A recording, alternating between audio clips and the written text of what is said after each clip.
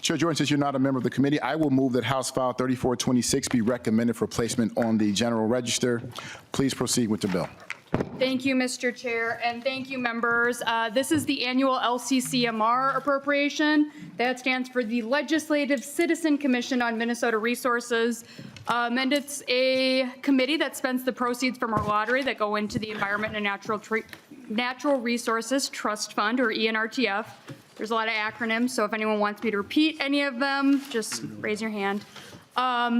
And this is money from our lottery proceeds that was something that's overwhelmingly enjoyed by Minnesotans. They recently voted to renew the ENRTF in 2024, along with the Community Grants Program, and this is the first LCCMR bill that contains those grants for what is the Community Grants Program, which are intended to be smaller grants in nature and will be distributed by the DNR.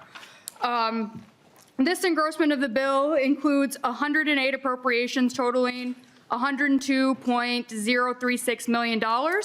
This is about 1.25 million less than the 5.5 constitutional limit due to the removal of one project from the council recommendations and other accounting reasons.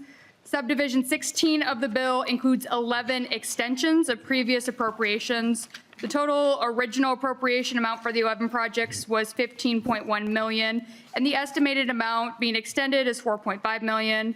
Section 12 appropriates $28.18 million for that community grants program that I just got done detailing the purpose of. This amount is the 1.5% constitutional limit for that program. This is the second year of funding after the constitutional amendment was passed by the voters in 2024. As of March 31st, the current invested balance of ENRTF is approximately $2.1 billion. And members, this bill does not have an effect on the general fund because, again, appropriations come from ENRTF, or the Environment and Natural Resources Trust Fund. I'm happy to take questions. I also have in the audience the director of the LCCMR, Director Becca Nash, but we don't have any necessarily any more to go over. So that's what we got for you today. Happy to stand for any questions. Thank you, Co-Chair Jordan. Member discussion, Co-Chair Heinzman. Thank you, Mr. Chair, and thank you, Representative Jordan, for bringing the bill before the committee today. I did want to make a few comments. I think that the first thing I want to point out is that while generally non-controversial, there were a lot of conversations. I want to thank Representative Jordan for working with our caucus to try to address some of those things. There is a project missing. We don't need to have a long, drawn-out conversation today about that, but we were able to fix, I think, a problem for the path forward for this bill. Additionally, members, I think we also should mention that the Community Grants Program has approached its launch in a very novel way, in that we are preemptively bringing some statutory changes to how those dollars are being appropriated and avoid the opportunity for fraudsters to take advantage of this program. The OLA made a number of suggestions. We incorporated those things.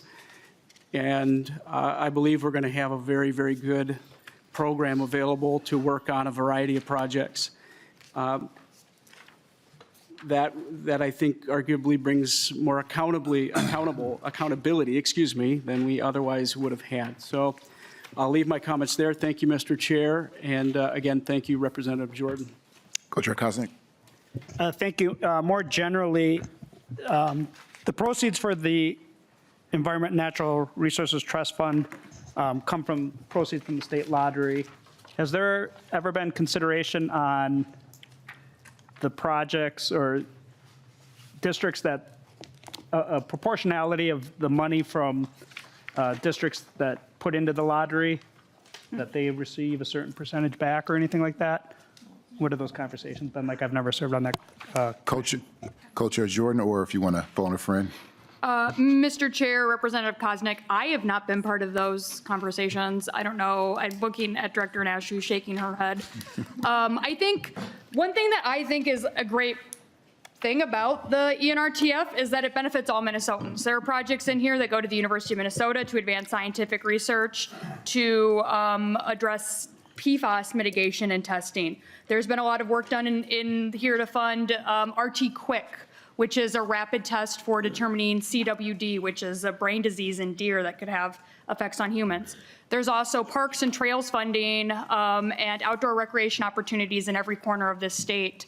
And so there is really something for everyone in here. We have like many categories between lands, fish and wildlife, energy. And so those projects go across the state. One project that I'm really excited about actually is in Otter Tail County, which is looking at how they manage waste management to be more, to find new recycling technologies. And that's nowhere near my district, but I'm still really excited about what we can learn about solid waste, which many of you know is a legislative passion of mine. But I really do think, it is. I think that there's just something here for all of the school children in Minnesota, but there's also projects directed towards seniors, bikers, walkers, swimmers, fisher, anglers, campers, you name it. Someone in your district is taking advantage of this program, and it benefits all of us whether or not we play the lottery. Any other questions, members? Seeing none, Chair renews the motion for House File 3426 to be recommended for placement on General Register. All those in favor say aye. Aye. Any opposed? On your way, Co-Chair Jordan.